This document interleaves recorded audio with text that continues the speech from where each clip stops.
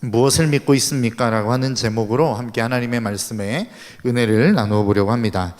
우리가 인생을 사는 동안에는 참 많은 만남들을 갖는 것 같습니다. 가장 첫 번째 만남은 어떤 만남이죠?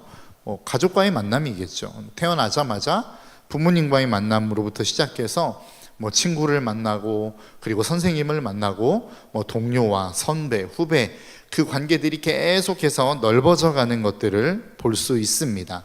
이렇게 우리의 전에도 새로운 만남들이 끊임없이 있어 왔고, 우리가 살아가는 앞으로의 삶 속에서도 이러한 새로운 만남들은 계속해서 진행이 될 것입니다.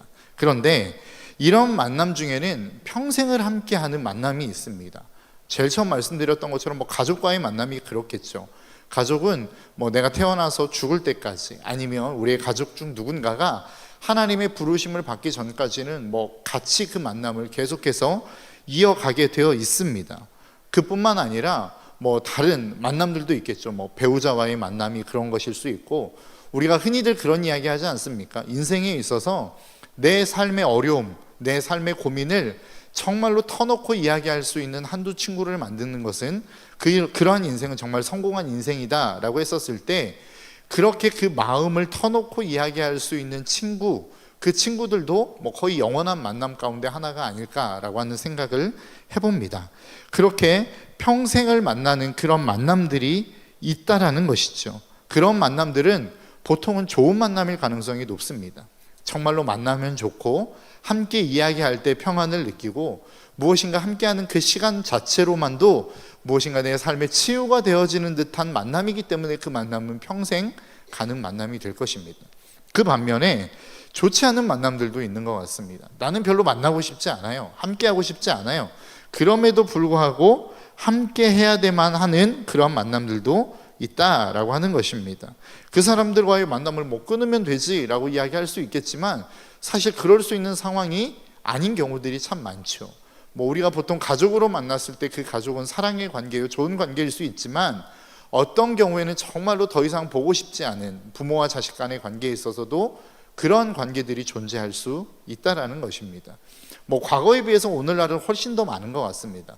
부모와 자식 간의 갈등, 그래서 부모도 자녀를 사랑하지 못하고 신뢰하지 못하고, 자식도 부모를 존경하지 못하는 이러한 관계들이 참 많이 발견되어지는 것 같습니다. 그래서 이제 그만 보고 싶지만 그렇게 할 수 없는 상황들 가운데 놓여있는 관계들이 그런 관계라고 이야기할 수 있을 것 같습니다. 뿐만 아니라 직장 생활하면서 아니면 친구들과의 관계 속에서도 이런 관계들은 언제나 충분히 존재할 수 있습니다.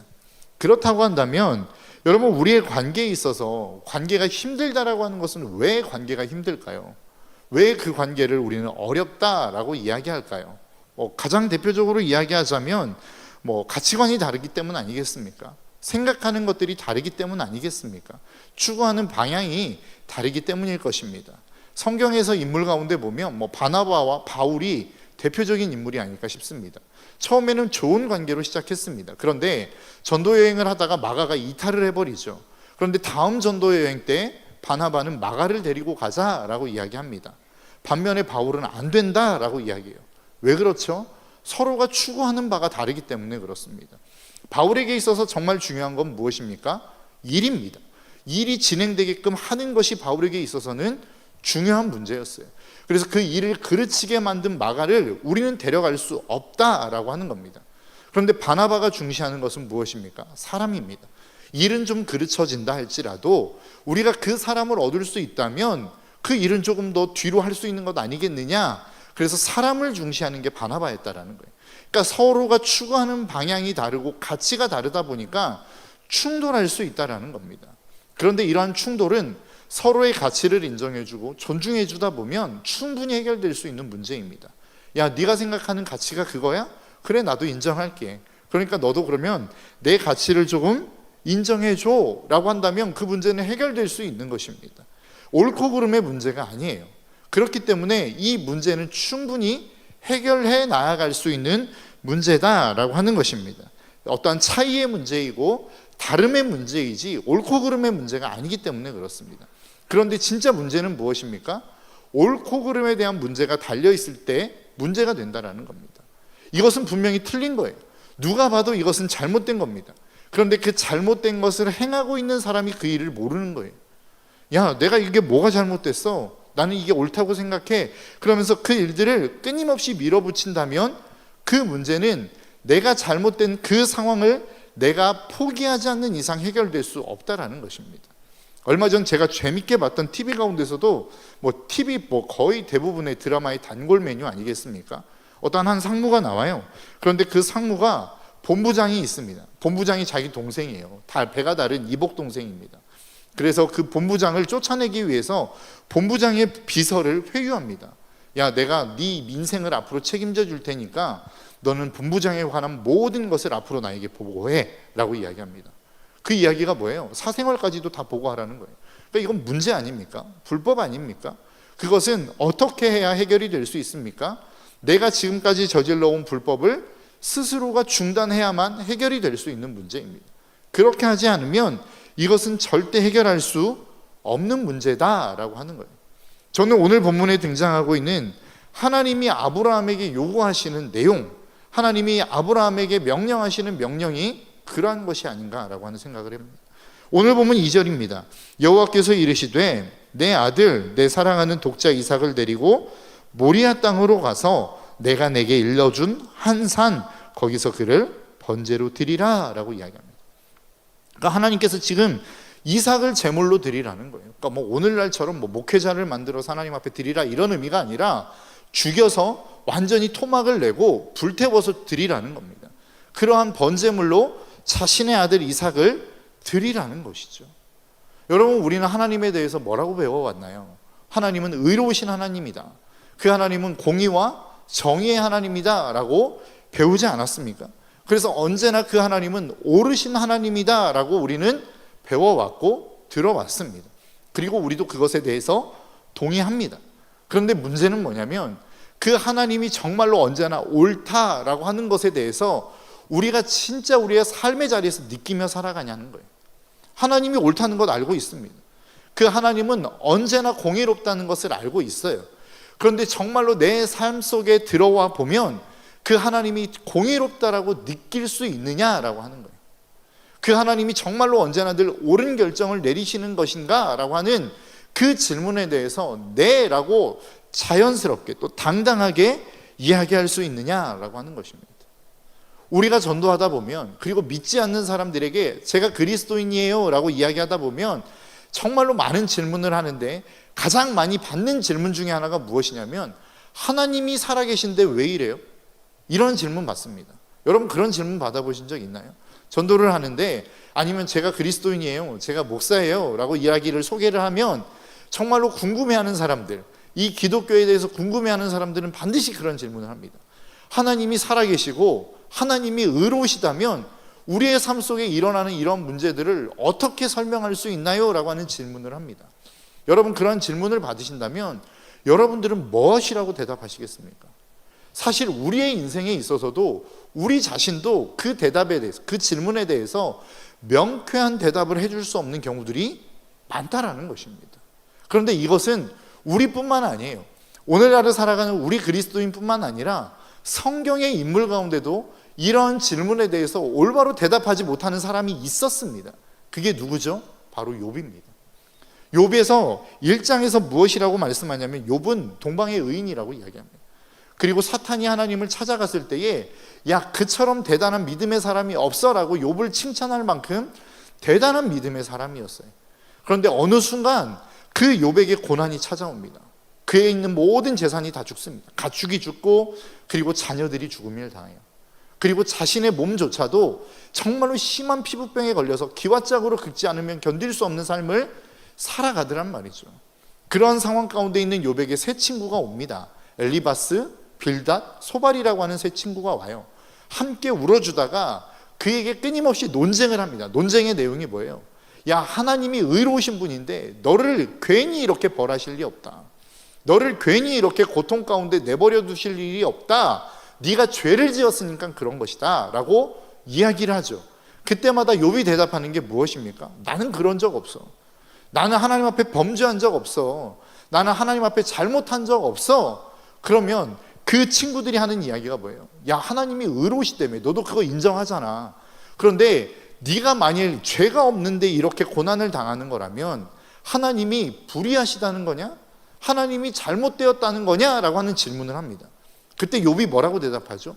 나도 그게 의문이라는 거예요. 도대체 하나님이 왜 나에게 이렇게 하시는지 나도 잘 모르겠다는 거예요. 그게 나도 의문점이다 라고 하는 내용이 욥기가 다루고 있는 내용이라는 겁니다. 사실 이런 내용이 우리의 삶 가운데도 참 많이 있지 않습니까? 이런 질문들이 우리의 삶 가운데도 참 많이 있어요. 도대체 하나님이 왜 나에게 이런 어려움을 주시나? 하나님이 정말로 살아계시고 그 하나님이 정말로 사랑이시다고 한다면 하나님이 나에게 이러한 고난을 주시는 게 맞나? 하나님이 나에게 이러한 아픔을 주시는 게 맞나? 내가 이러한 이해할 수 없는 상황 가운데 끊임없이 들어가야 되는 게 맞나? 라고 하는 생각들을 우리는 하지 않더냐라고 하는 거예요. 오늘 본문에 등장하고 있는 아브라함이 하나님의 명령을 들었을 때 만일 제가 그 명령을 들었다고 한다면 저는 그런 질문을 던졌을 것 같아요. 하나님이 의로우시다면서요. 하나님이 정말로 저에게 주신 씨잖아요. 그런데 어떻게 이 아이를 죽이라고 이야기하실 수 있습니까? 라고 저는 질문할 수 있을 것 같아요. 사실 우리의 인생 가운데 아브라함 정도까지는 아니지만 우리의 삶 가운데는 그렇게 수많은 도전들을 받으며 우리는 살아갑니다. 여러분들의 주변 가운데 살아가는 사람들이 다 의인들인가요? 여러분들에게 다 호의적인 사람들인가요? 다 법을 잘 지키는 사람들인가요? 그렇지 않은 사람들이 훨씬 많습니다. 그런데 하나님은 우리에게 어떤 감동을 주시나요? 그들에게 용서를 구하라는 거예요. 누가 봐도 내가 억울한 상황인데, 누가 봐도 저 사람이 잘못한 건데 하나님은 나에게 감동을 주시기를 내가 가서 먼저 사과하라는 거예요. 용서를 구하라는 거예요. 용서하라는 거예요. 사랑하라는 거예요. 끊임없이 이런 감동, 말도 안 되는 것 같은 감동, 그래서 내가 손해보는 것 같은 감동으로 하나님은 늘 우리의 삶 가운데 말씀하시더라 라고 하는 것입니다. 그뿐 아닙니다. 우리가 이것을 한 가지 그냥 예로 든 것이지만 사실 우리의 삶 속에서는 수많은 그러한 도전들이 우리의 삶 가운데 있다라는 것입니다. 수많은 사람들은 거짓말 너무나도 자연스럽게 합니다. 그래서 자신의 편의 잘 챙기고 자신이 하고 싶은 일들을 다 합니다. 그런데 나도 거짓말 하려고 하면 양심에 꺼리낌이 있어요. 나는 못할 것 같아요. 그러다 보면 나는 늘 손해보는 것 같은 삶들이 우리의 삶 가운데는 있지 않더냐라고 하는 거예요. 이런 상황들이 계속되는 상황 속에서 하나님이 의로우십니다 라고 우리가 과연 이야기할 수 있느냐는 거예요. 하나님은 공평하시고 하나님은 정의로우십니다 라고 우리가 과연 그 하나님 앞에 대답할 수 있느냐라고 하는 것입니다. 하나님이 오늘 본문에서 아브라함에게 요구하시는 요구가 그랬다라는 겁니다. 하나님 도대체 하나님으로서 어떻게 이런 요구를 하실 수 있습니까? 어떻게 아브라함에게 그런 요구를 하실 수 있습니까? 라고 저 같으면 항변할 것 같고 저 같으면 순종할 수 없었을 것 같아요. 그런데 더 재미있는 것은 오늘 본문에 등장하는 아브라함의 반응입니다. 오늘 본문 3절부터 4절까지의 말씀입니다. 아브라함이 아침에 일찍이 일어나 나귀의 안장을 지우고 두 종과 그의 아들 이삭을 데리고 번제에 쓸 나무를 쪼개어 가지고 떠나 하나님이 자기에게 일러준 곳으로 가더니 제3일에 아브라함이 눈을 들어 그곳을 멀리 바라본지라. 그러니까 하나님이 아브라함에게 명령하셨어요. 그리고 난 다음에 다음 날 바로 아브라함은 떠납니다.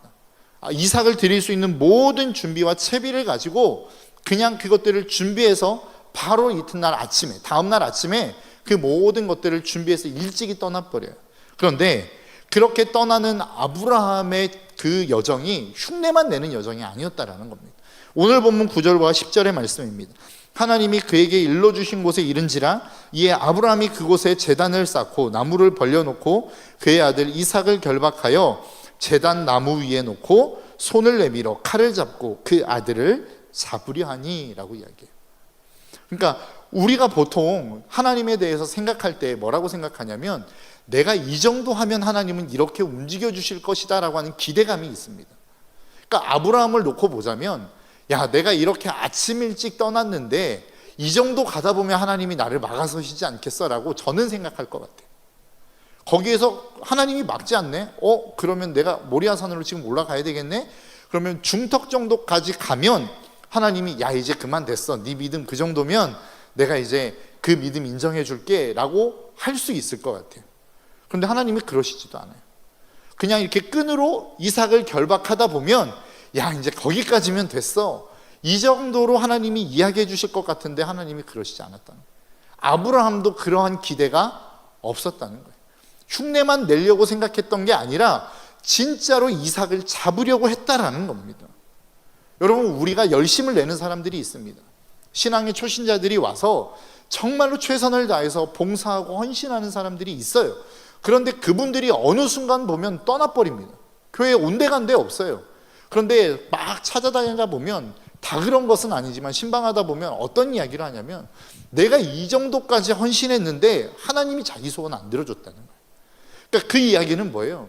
내가 원하는 어떤 기준이 있고 내가 원하는 어느 정도의 헌신의 선이 있다는 거예요. 이 정도까지 하면 하나님이 나에게 움직여 주실 것이다라고 하는 기대감이 우리 가운데는 있다는 거예요. 우리는 그렇게 말하지 않고 그렇게 기도하지 않지만 사실 우리의 마음 가운데 있는 무의식 속에서는 그러한 기대감들이 있다는 거예요. 내가 이 정도 봉사하면 하나님이 이 정도는 채워주시겠지. 내가 이 정도를 드린다고 한다면, 이 정도를 희생한다고 한다면 하나님이 이 정도의 소원은 좀 들어주셔야 되는 거 아니야? 라고 이야기한다는 거예요. 그렇게 생각한다는 거예요. 그래서 우리는 어떠한 흉내를 냅니다.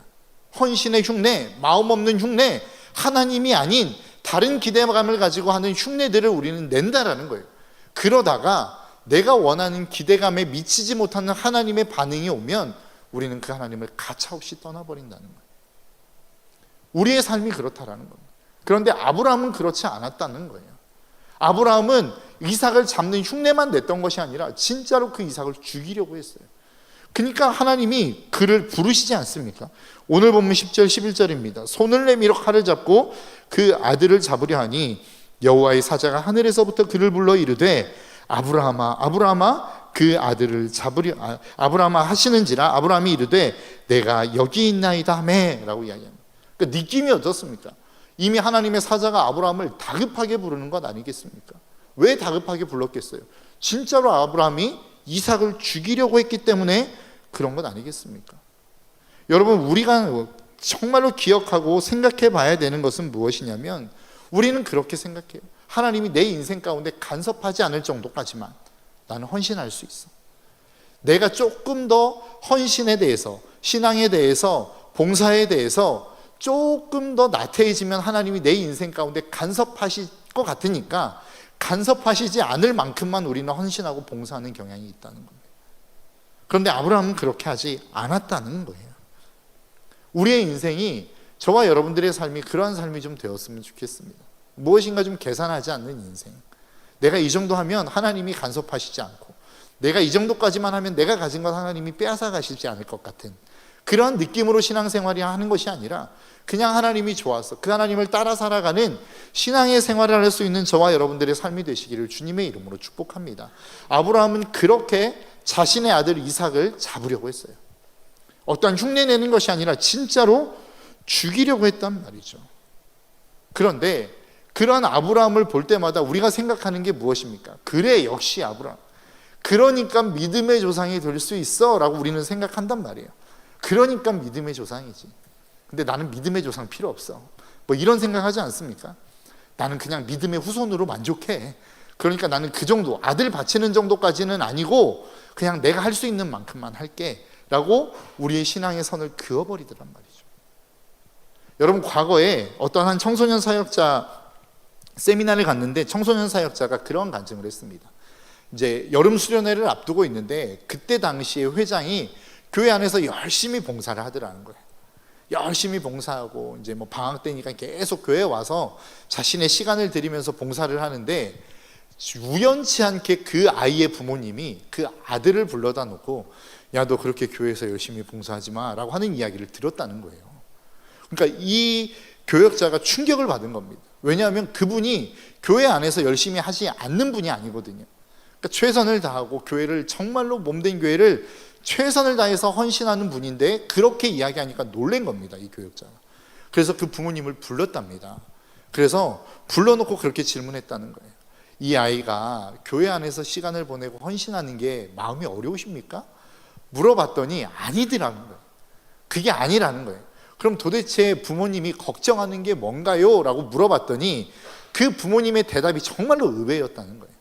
이 아이가 너무 열심히 헌신하다가 진짜 하나님이 얘를 불러서 목회자 만들면 어떨까? 이 걱정 때문에 조심하라고 했다는 겁니다. 그러니까 좀 적당히 해라. 하나님이 부르시지 않을 만큼만 그냥 너의 인생 가운데 하나님이 찾아오셔서 야, 이 정도 복 주시니까 이 정도로 만족할 정도만 헌신해라 라고 하는 그 선을 부모님이 그냥 그어줬다는 거예요. 여러분, 사실 우리가 이 이야기가 남의 이야기니까 그렇지 우리의 이야기로 여러분 한번 돌아와 보시겠습니까? 사실 이런 이야기들은 우리의 삶 속에 수없이 많이 일어납니다. 어떤 부모님은 그렇다라고 이야기하잖아요. 아들이 잘 나가는 치과 의사예요. 근데 하나님이 감동을 주셨어요. 하나님, 이제 어머니, 제가 하나님이 감동을 주셔서 저 오지로 가서 좀 진료를 해야 될 것 같습니다. 그랬더니 그냥 뭐 밥을 굶고 단식하면서 들어 누워버렸다는 거예요. 어떻게 키운 아들인데, 어떻게 성공시킨 아들인데. 사실 우리가 다른 사람의 이야기니까 야, 하나님이 부르시면 가야지 뭐 쉽게 이야기하지만 그것이 우리의 이야기로 돌아오면 사실 쉬운 이야기가 아닙니다.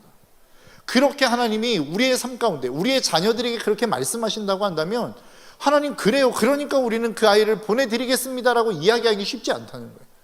하나님 앞에 이야기하잖아요. 하나님 의로우시다면서요. 내가 이렇게 헌신했으니까 내가 더 헌신할 테니까 우리 아이만큼은 좀 제발 내버려 두세요. 뭐 이렇게 기도하지 않겠습니까? 그게 사실 우리들의 모습이라는 거예요. 근데 아브라함은 그렇지 않았다라는 거죠. 자신의 인생에 있어서 가장 중요한 것을 하나님 앞에 드렸다는 거예요. 그러다 보니까 그는 믿음의 조상이 됐어요. 그런데 우리는 그것들을 감히 엄두내지 못하더라는 거예요. 어떻게 자식을 드려? 야, 어떻게 내가 이 직장, 어떻게 얻은 직장인데 이 직장을 그만둘 수 있어?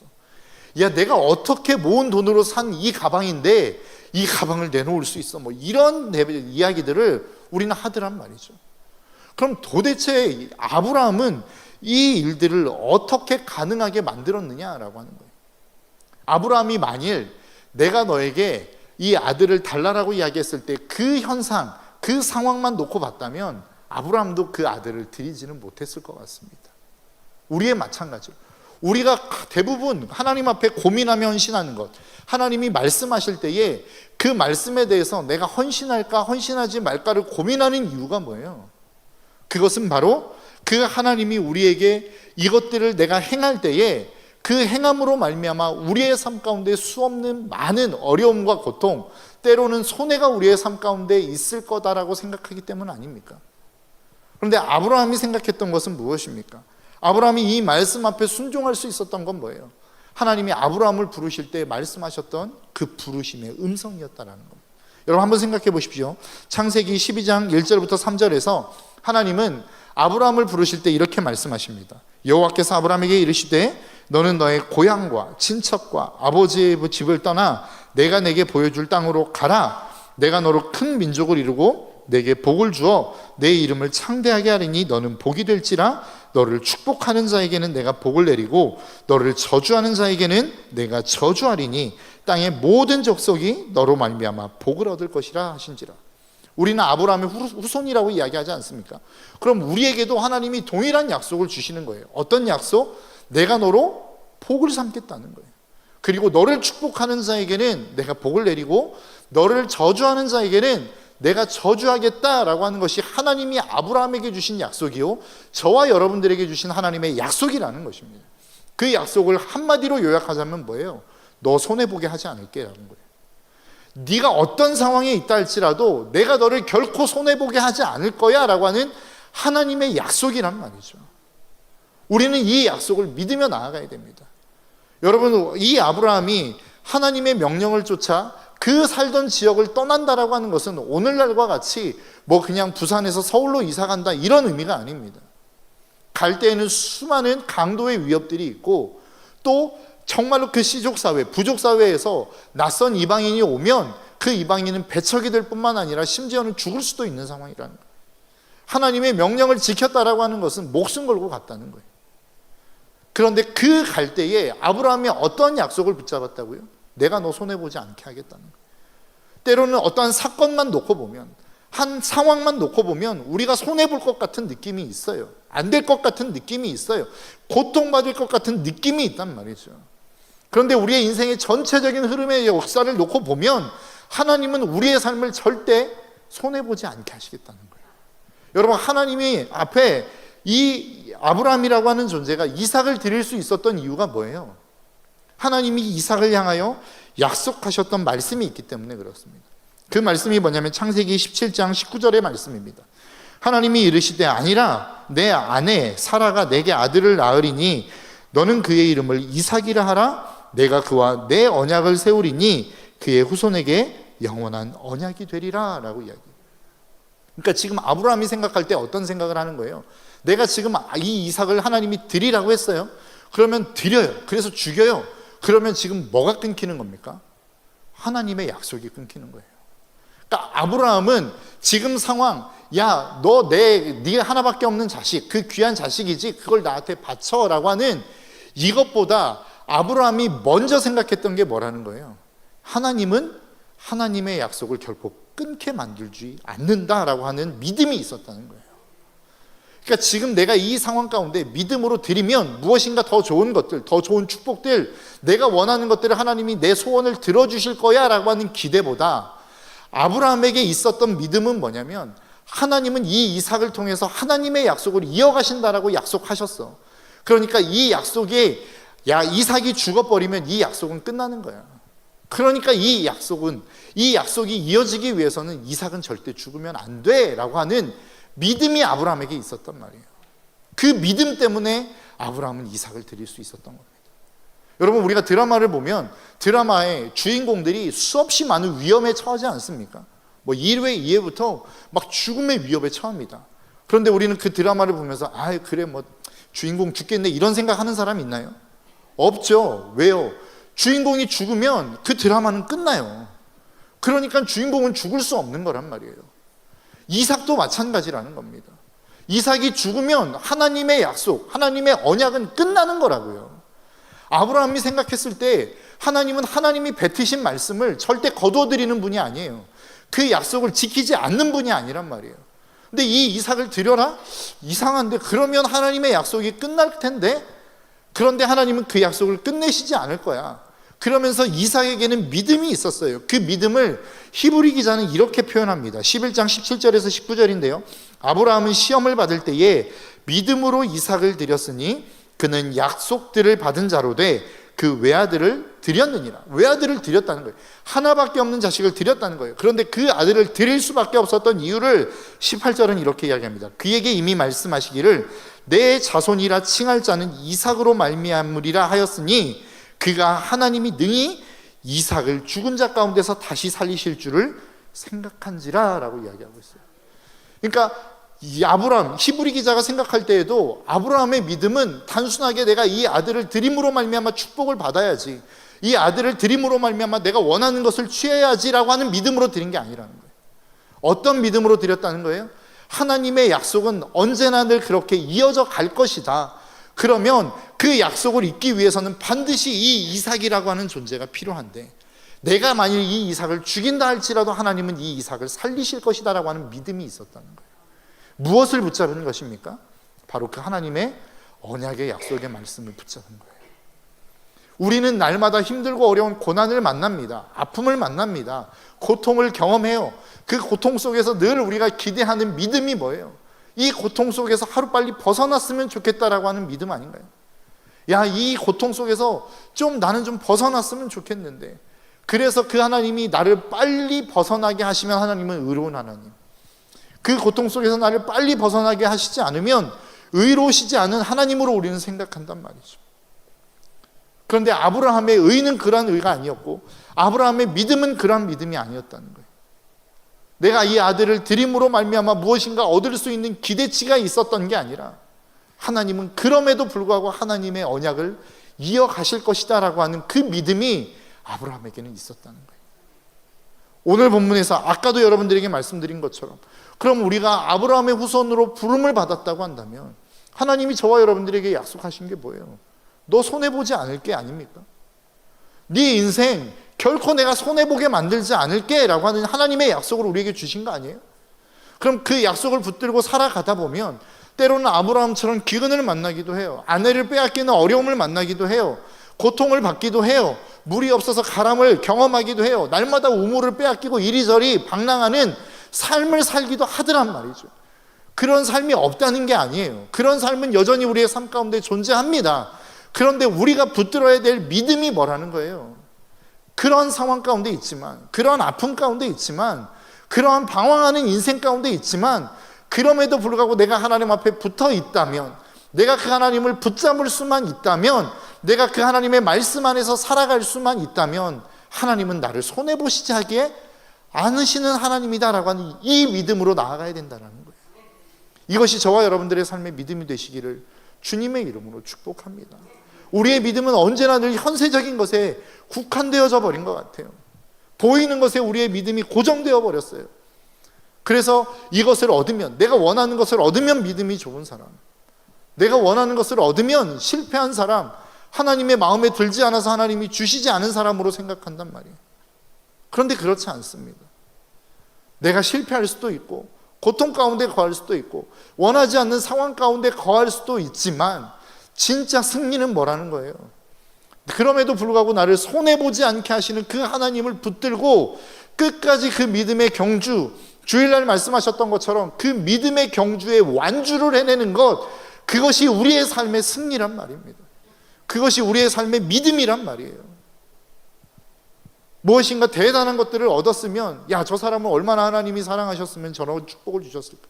물론 하나님이 좋은 축복을 주셨죠. 그런데 담임 목사님 통해서 끊임없이 말씀하시는 거 아닙니까? 하나님 없이 주어지는 축복은 더 이상 축복이 아니란 말이에요. 하나님을 잃어버렸는데, 하나님 없이 우리가 열심히 일해서 돈을 모았는데 그것을 우리가 과연 성경적인 축복이라고 이야기할 수 있느냐라고 하는 거예요. 아브라함을 통해서 하나님이 우리에게 보여주시고자 하는 믿음이 뭐예요? 아들을 주었으니까 하나님이 너를 믿음의 조상으로 세웠다. 저는 그럴 거면 차라리 믿음의 조상 안 돼버리면 될 것 같아요. 야, 너 은우 드리면 내가 믿음의 조상이라고 해줄게. 이러면 저는 그냥 저 믿음의 조상 안 할게요 하고 말아버릴 것 같아요. 너 은율이 있지? 말 안 듣지? 그냥 드려. 그러면 내가 너 믿음의 조상이라고 해줄게. 하나님, 저 그냥 믿음의 조상 안 할래요 하고 말아버릴 것 같다고요. 여러분, 믿음의 조상이라고 하는 이름이 뭐가 그렇게 대단한가요? 그런데 그것이 정말로 대단한 것은, 그가 아브라함이 정말로 그 어떠한 의지와 그 삶의 어떠한 능력으로 그가 그 하나밖에 없는 자식을, 이삭을 하나님께 드렸다라는 것이 대단한 믿음이 아니라, 그런 상황 속에서도, 그러한 정말로 힘들고 어려운 상황 속에서도 하나님의 약속을, 말씀을 붙들었다는 게 대단한 믿음인 것입니다. 여러분, 저와 여러분들의 삶이 그러한 삶이 되시기를 주님의 이름으로 축복합니다. 하나님은 오늘도 내일도 끊임없이 말씀하실 것입니다. 그런데 상황은 그 말씀, 그 약속과는 전혀 동떨어진 방향을 향하여 나아갈 수도 있습니다. 그럼에도 불구하고 우리가 그 약속의 말씀을 붙들고 있다면 하나님은 저와 여러분들의 인생을 결코 손해나게 하시지 않으실 것입니다. 이것이 하나님이 우리에게 약속하시는 약속의 말씀이요, 그 약속을 붙드는 사람들에게 주시는 하나님의 축복이라는 사실을 저와 여러분들이 잊지 않으시고, 날마다 그 말씀을 붙잡고 그 말씀의 인도함을 받는 저와 여러분들의 삶이 되시기를 주님의 이름으로 축복합니다.